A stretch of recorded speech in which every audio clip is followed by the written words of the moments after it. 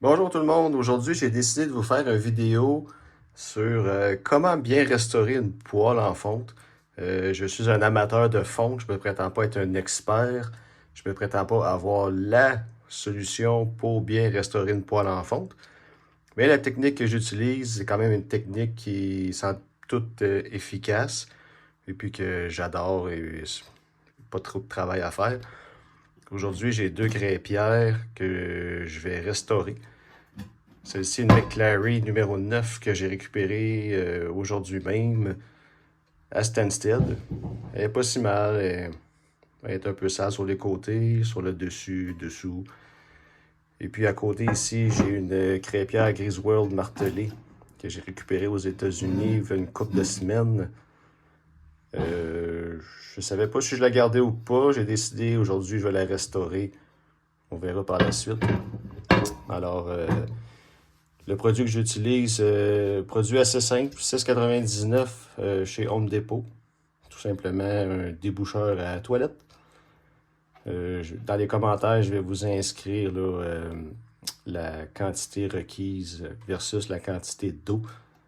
Bien important, toujours mettre l'eau et ensuite mettre la soude dans l'eau. Si vous faites le contraire, ça risque d'exploser. Rien de moins.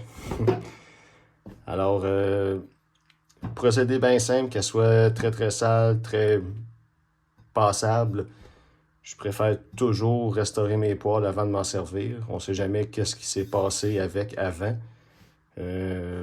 Pour les poêles, y en a qui ont bien peur pour le plomb.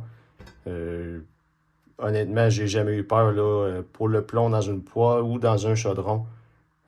Si vous avez des petits pots antiques là, avec gate mark, moins de, disons, 3 pintes, je risquerais pas là, de faire de la cuisson avec ça, ça serait pas recommandé. Dans le temps, il y avait tendance à me faire fondre du plomb ou des métaux lourds. Alors, voilà, je vous remontre ce que j'utilise. Home Depot, 6,99, pas très cher. Puis, en passant, ça peut, quand vous faites votre mélange dans l'eau, là, le mélange peut facilement restaurer presque une cinquantaine de poêles ou de chaudrons là, sans problème. Alors, voici ma première vidéo. Alors, on met ça dans le bac de soude que j'ai préalablement fait. Et puis, on se revoit pour une prochaine vidéo dans quelques jours. Généralement, c'est 3 à 4 jours de trempage pour bien dissoudre là, tous les dépôts. Et ensuite, je vous montre ma procédure de nettoyage.